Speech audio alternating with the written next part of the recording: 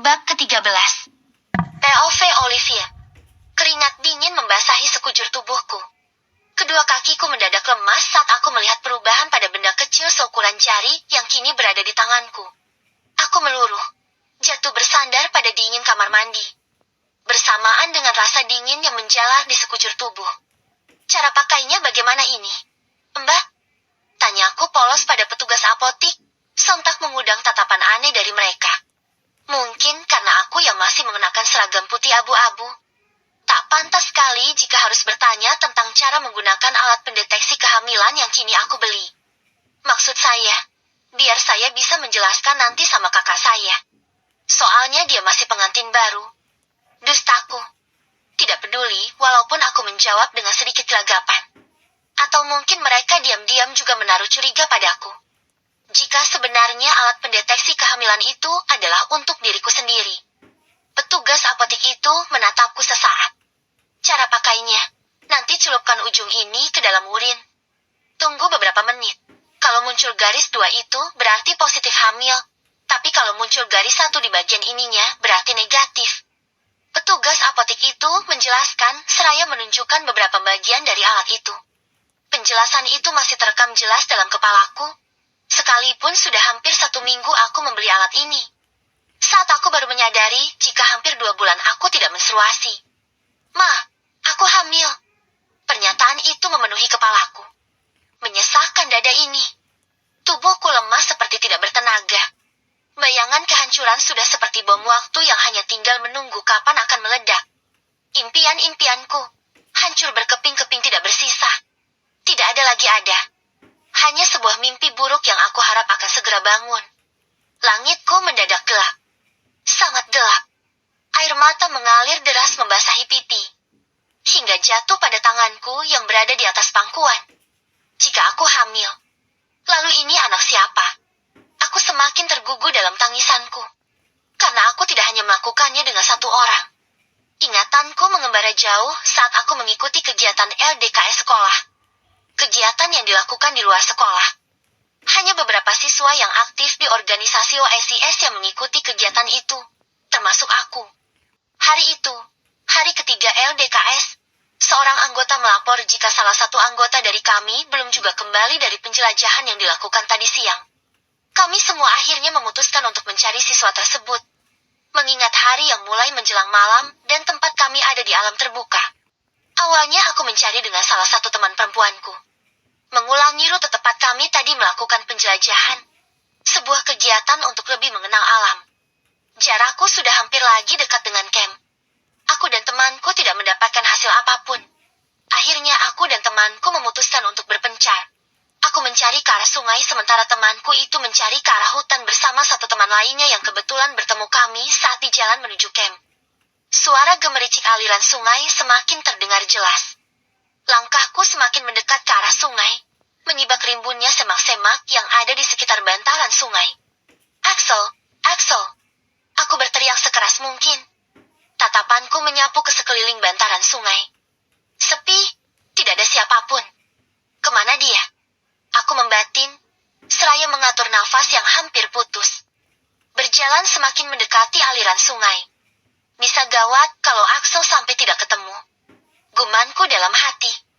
Secara Axel adalah anak dari orang yang cukup berpengaruh di sekolahku. Orang tua Axel adalah donatur terbesar di sekolah. Itu yang aku tahu. Makanya bocah itu bisa bersikap seenaknya. Konon, Bapak Axel dan kepala sekolahku, mereka adalah teman baik. Jadi kepala sekolah selalu maklum saat Axel bikin ulah. Axel, Axel. Aku berteriak menyusuri bantaran sungai.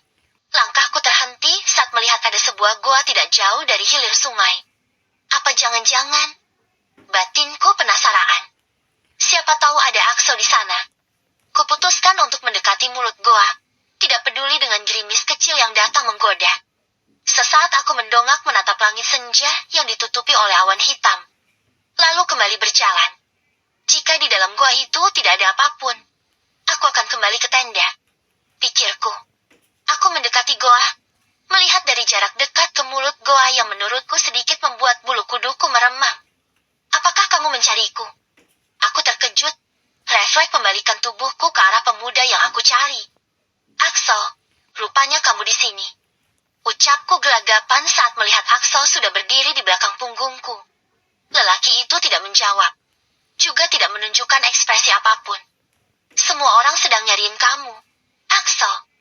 Aku seperti bicara sendiri, karena Axel sama sekali tidak menjawab ucapanku. Sebisa mungkin aku bersikap biasa saja. Karena bagaimanapun kami adalah satu anggota. Walau perasaanku menangkap jika sesuatu telah terjadi pada bocah itu. Axel menatapku dengan tatapan aneh. Ada rasa takut dan khawatir yang menyelinap di dalam hatimu. Tatapan yang membuatku risih. Instingku mengatakan aku harus segera pergi dari hadapan Axel. Toh, aku sudah menemukannya. Ayo, kita harus segera kembali ke camp.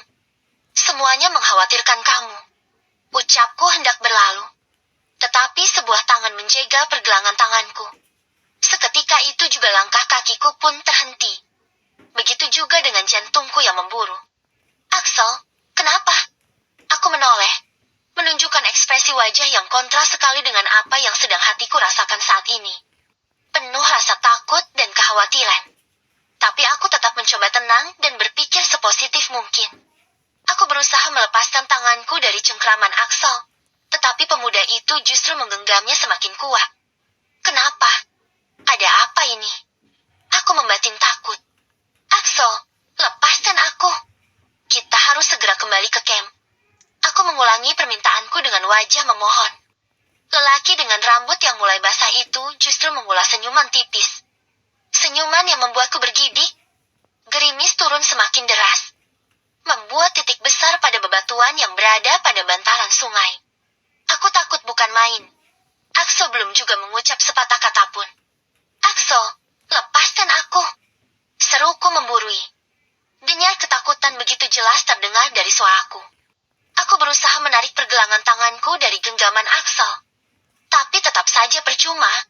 Kekuatan Axel jauh lebih besar dari tenagaku. Aku sedang patah hati. Liv. Kalimat itu terlontar dari bibir Axel.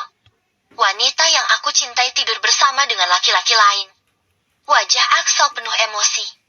Oh, jadi karena hal ini Axel menghilang saat penjelajahan tadi. Aku ikut prihatin. Lirihku terbata. Mataku menatap berkaca-kaca. Rasa ketakutan yang sedang melanda hatiku membuatku ingin menangis. Tubuhku kini telah basah oleh hujan. Tapi kita harus pergi sekarang. Sel. Mereka pasti mengkhawatirkan kita. Ucapku menatap netra pemuda berwajah dingin yang tubuhnya sudah basah sama sepertiku. Temani aku, Liv. Jantungku seperti berhenti berdetak. Suara Axel menguar ke udara, bersama dengan suara hujan dan gemericik aliran sungai yang lebih mendominasi. Maksud kamu? Aku memekik. Sadar jika ini adalah pertanda buruk. Axel menarik tubuhku masuk ke dalam goa. Aku berteriak dan meronta. Tetapi pemuda itu sama sekali tidak peduli. Ia melucuti pakaian basah yang aku kenakan. Beringas layaknya seorang binatang. Jangan Axel, aku mohon. Aku menangis sejadi-jadinya. Berteriak dan meronta. Diamlah, Liv. Ini tidak akan sakit. Axel seperti orang yang kesetanan. Ia melakukan itu kepadaku hanya karena rasa sakit hatinya pada kekasihnya. Jangan Axel, aku mohon. Lirihku yang sama sekali tidak berguna. Axel melakukannya padaku tanpa ampun. Inilah pertama kalinya aku melakukan hubungan terlarang yang harusnya tidak pernah aku lakukan. Hubungan yang juga tidak pernah aku inginkan. Aku pikir hanya Axel yang akan memperlakukan aku tidak senonoh seperti hari itu. Ternyata aku salah. Ada yang jauh lebih berbahaya daripada Axel dan Pak Danang. Guru yang terkenal sebagai guru misum itu. Dia adalah Papa Arman, suami mamaku. Sebenarnya aku tidak setuju saat mama ingin menikah lagi. Aku takut jika laki-laki pilihan mama tidak bisa membuat mama bahagia. Banyak cerita yang beredar di luar sana, jika pernikahan bukanlah sesuatu yang menyenangkan. Apalagi untuk mama, yang notabene adalah seorang janda yang sudah memiliki anak. Wanita akan selalu menjadi korban dalam sebuah ikatan pernikahan toksik dan aku takut jika itu terjadi pada mama. Awalnya Papa Arman cukup baik sebagai seorang ayah sambung dan suami. Sekarang mama tidak perlu bekerja lagi untuk memenuhi kebutuhan hidup kami. karena ada Papa Arman yang sudah menanggungnya. Tetapi lama-kelamaan, kebaikan Papa Arman terasa ada yang janggal untukku. Beberapa kali ia mengeringkan matanya kepadaku tanpa sepengetahuan Mama. Diam-diam Papa Arman juga menyentuh tanganku, sama seperti yang pernah Pak Danang lakukan padaku. Sebenarnya aku mengerti arti dari perlakuan itu. Tapi, hatiku mencoba untuk menepisnya. Walaupun aku tidak terlalu suka dengan Papa Arman, bagaimanapun juga laki-laki itu adalah suami dari Mama. Jadi aku harus menghormatinya. Puncaknya adalah hari Minggu sebulan setelah aku kembali dari LDKS. Aku kira tidak ada siapapun di rumah ini. Beberapa saat yang lalu Mama berpamitan padaku untuk pergi ke pasar. Sementara Papa Arman, yang aku tahu, lelaki itu tidak pernah sekalipun libur bekerja. Kecuali saat ia sakit. Jadi aku pikir, hanya ada aku yang ada di rumah ini. Tetapi siapa sangka saat aku keluar dari dalam kamar mandi dan hanya mengenakan handuk, ada Papa Arman yang sedang bersantai di ruang televisi. Aku merutuki kebodohanku. Lelaki itu menatapku seperti tatapan yang Axel layangkan padaku saat itu. Cepat-cepat aku masuk ke dalam kamar, sebelum kejadian itu terulang lagi padaku. Saat aku hendak menutup pintu, lengan kekar Papa menahan pintu kamarku. Aku semakin ketakutan. Tubuhku tidak terasa dingin lagi, tetapi memanas. Ada apa? Pak, aku mencoba untuk setenang mungkin. Tapi Papa Arman justru mendorongku masuk ke dalam kamar. Lelaki itu mengunci pintu kamarku. Tatapannya menyeringai penuh nafsu kepadaku. Pak, Papa mau apa? Aku menangis. Kurai selimut yang ada di atas kasur dan menutupi tubuhku. Meremasnya kuat tepat di bagian dada. Tidak akan aku lepas, walau apapun yang terjadi. Papa Arman membuka kaos yang ia kenakan. Kamu cantik amat sih, Liv. Tubuhmu juga indah sekali. Lancau dari mulut Papa Arman. Matanya berkabut melihat padaku yang tersudut di pojok kamar. Ketakutan. Papa mau apa? Jangan, Pak. Jangan. Aku ketakutan. Wajahku mengibah di depan Papa Arman. Air mataku mengalir semakin deras.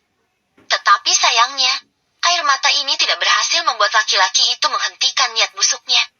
Papa Arman menarik tubuhku dari sudut kamar. Menghempaskannya kasar di atas ranjang. Hingga memantul. Ia menarik selimut yang menutupi tubuhku dengan paksa. Aku berteriak. Berusaha melindungi diri dari niat jahat Papa Arman.